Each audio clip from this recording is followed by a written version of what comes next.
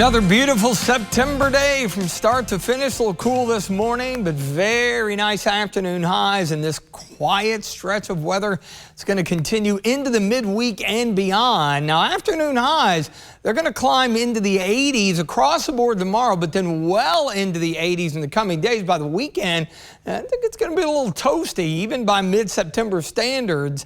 And a nice evening looking ahead for football this Saturday as Kentucky takes on Eastern Michigan. Good that it is an evening game, as that will take the edge off the warm. Visible satellite, if you fair weather clouds down south earlier, those already beginning to diminish as the sun's on the way down. It's a little over 2 hours from now with that sunrise or sunset getting a little bit earlier than it has been, of course. It's before 8 o'clock now. Not much going on regionally, of course. Looking beautiful there in front of the Montgomery County Courthouse, Mount Sterling. We're at 77, so temperatures a few degrees warmer than what we had yesterday. Jackson County, McKee at 75, so it is really, really comfortable across the board. 82, Richmond down to Mount Vernon, 81 in Somerset, 79 in Danville, 77 in Moorhead.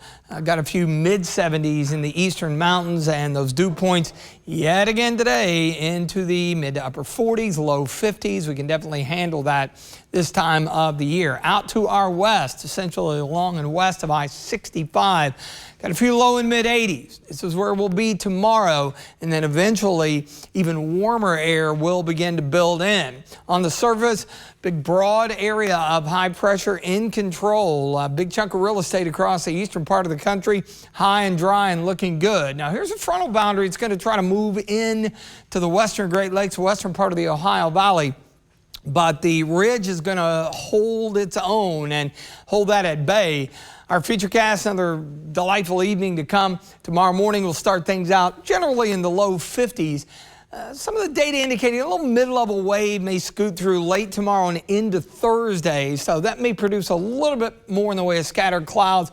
We're headed toward the low 80s. No issue with humidity. In fact, the air mass is so dry at the surface that will play to our advantage in the short term here, especially because some of our in-house data has been indicating, you see a few specks of green here and there as that boundary drops in here on Thursday. But if we do manage to see anything, quote unquote, on the radar, I think a lot of it's going to be Virga, just because it's just too dry at the surface. That boundary eventually washes out and we continue to see temperatures climb. We'll be in the upper 80s by Friday and heading into the upcoming weekend. So our average high is on the way down by the weekend while our temperatures are on the way up. Yes, legitimately could see the 90-degree mark on Sunday. Yeah, we don't have any humidity, but it's a weekend day in the fall, a lot of festivals going on, and of course outdoor activities. So you'll want to hydrate and of course wear plenty of sunscreen if you're going to be out in the direct sunlight. It's going to feel pretty warm. That return flow little boundary off to the north washes out, and that opens the door for that front little wave of energy. We kind of alluded to that yesterday. It may impact our weather toward the early part of next week. But looking ahead to Saturday, again, perfect timing. Third game of the year. The other two have been in the afternoon when it's been comfortable.